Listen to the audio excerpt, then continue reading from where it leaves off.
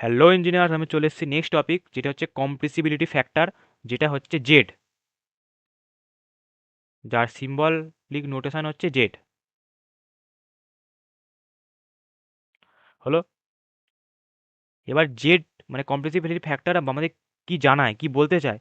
একটা একটা মাপকাঠি থাকে, তো যে ওই মাপকাঠি থেকে তুমি কতটা উপরে গেলে কতটা নিচে গেলে, ওই যেটা মাপকাঠি, যেটা হচ্ছে আইডিয়াল গ্যাস, ওর থেকে আমি কতটা ডেভিয়েট করলাম, কতটা আমার গ্যাসের যে deviation of gases from ideal behaviour, মানে একটা গ্যাসের আইডিয়া মানে আইডিয়াল গ্যাস হতে গেলে ওর যে বিহেভিয়ার হয়, আইডিয়াল গ্যাসের যে বিহেভিয়ার হয় তার থেকে আমার গ্যাসটা কতটা ডেভিয়েট করেছে, তার যে ডেভিয়েশন, সেটা আমাদের বলে দেয় compressibility factor.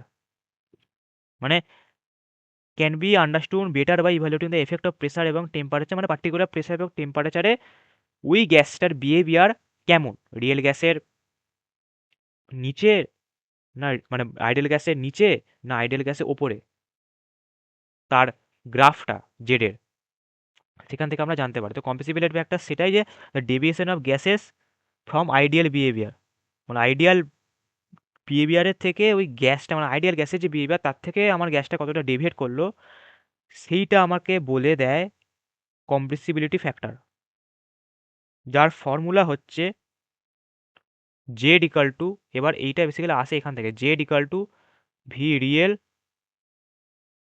By V ideal. এবার ভি রিয়েল তো ভি রিয়েলের মতোই থাকবে, ভি আইডিয়াল আমরা পাবো বয়েলস ল থেকে, পি ইকাল টু এনআরটি। তাহলে ভি ইকাল টু আমরা এনআরটি বাই পি লিখতে পারি। এবার এটা যদি আমি ওপরে নিয়ে যাই তাহলে কি হবে, P into V real by nRT.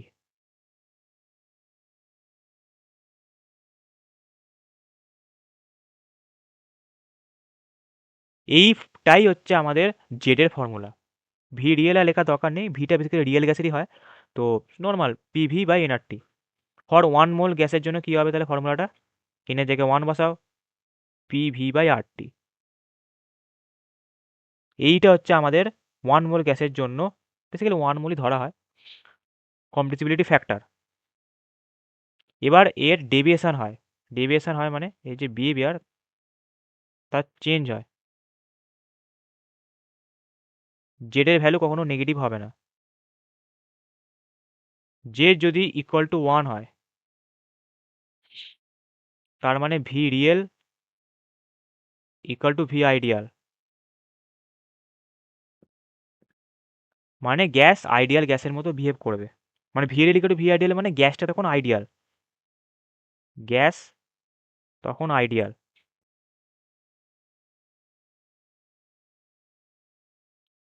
Sorry sorry,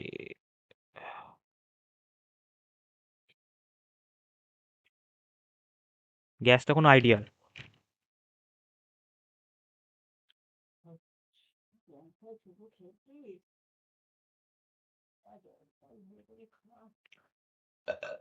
হলো, জেড ইকুয়াল টু ওয়ান, আরেকটা ভ্যালু কি হতে পারে, জেড গ্রেটার দ্যান ওয়ান। এবার আমরা জানি যে Z equal to V real by V ideal, তাহলে জেড গ্রেটার দ্যান ওয়ান মানে V real greater than V ideal.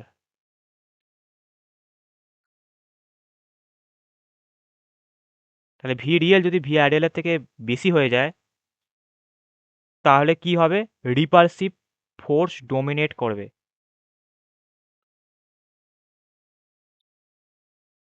কারণ ভি রিয়েল যদি ভি আইডিয়ালের থেকে বেশি হয়ে যায় তাহলে হচ্ছে রিপালসিভ ফোর্স ডোমিনেট করবে, repulsive force, repulsive force dominate করবে কেন, কারণ এতটাই গায়ে গায়ে চলে এসছে ওরা, সেই কারণে রিপালসিভ ফোর্সটা ডোমিনেট করে, রিপালসিভ ফোর্স ডোমিনেট করে। এটা আমরা যখন গ্রাফটা দেখবো ভালোভাবে বুঝতে পারবো যে কোন রিজিয়ানে কেমন বিহেভ করছে। রিপালসিভ ফোর্স ডোমিনেট, ডি লিখে দিচ্ছি, মানে রিপালসিভ ফোর্সটা তখন বেশি। কেন রিপালসিভ ফোর্স বেশি হয়, কখন হয়, যখন একে অপরের মধ্যে খুব ধস্তাধস্তি হয়, মানে খুব গায়ে গায়ে রয়েছে, এতটাই গায়ে গায়ে রয়েছে, সবাই চাইছে যে একে অপরের থেকে ছড়িয়ে যেতে, তখনই রিপালসিভ ফোর্সটা জেনারেট হয় এবং খুবই বেশি রকমভাবে জেনারেট হয়। তাহলে অবভিয়াসলি বুঝতেই পারছি এই রিজিয়নটায় প্রেসার খুবই বেশি হবে।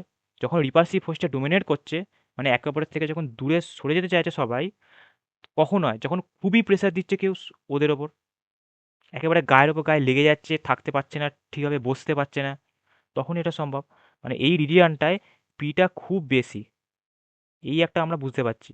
ওই জন্য আমি স্টেটস অফ ম্যাটারের যে ভিডিওটা, ওটা কিন্তু বারবার বলছি পর পর সিকোয়েন্স ওয়াইজ দেখবি, কারণ স্টেটস অফ ম্যাটারের ভিডিওতে আমি ডিটেলস এই টপিকগুলোকে আলোচনা করে দিয়েছি, যে টেম্পারেচারের উপর কীভাবে ভলিউম ডিপেন্ড করে, প্রেসারের উপর কী করে ভলিউম ডিপেন্ড করে, কেন ধস্তাধস্তি মানে যে রিপালসিভ, কখন রিপালসিভ ফোর্স কাজ করে, কখন ফোর্স অফ অ্যাট্রাকশন কাজ করে, সব বলে দিয়েছিলাম ওই ভিডিওতে। তারপরে আরেকটা ভ্যালু কী হতে পারে, জেড ইকাল টু ওয়ান হলো, জেড গ্রেটার দ্যান ওয়ান হলো, Z less than one but not negative.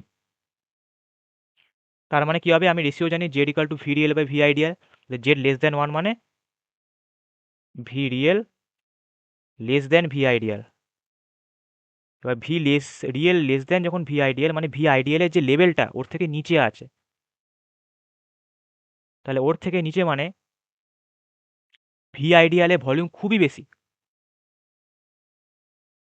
তো ভি রিয়েলের ওর থেকে কম। এবার ভলিউম কম মানে কি, ফোর্স অফ অ্যাট্রাকশনটা ডোমিনেট করে, তাহলে এফ ও এফ ডোমিনেট করবে।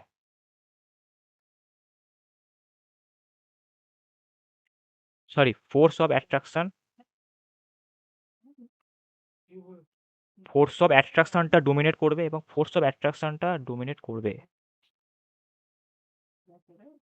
এবং ফোর্স অফ অ্যাট্রাকশনটা যদি ডোমিনেট করে তাহলে লিকুইফাই করা সুবিধা হবে।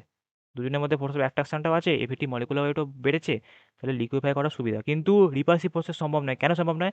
কারণ রিপালসিভ ফোর্স জেনারেট করা মানেই কেউ স্টেবল নয়, সবাই একেবারে দিকে দূরে সরে যেতে চাইছে। সেই কারণে ওই যে বন্ডিংটা ছিল সেটা ভেঙে যাচ্ছে। ফোর্স অফ অ্যাট্রাকশন বেশি এই রিজিয়নটায়, তাহলে লিকুইফাই করা সহজ।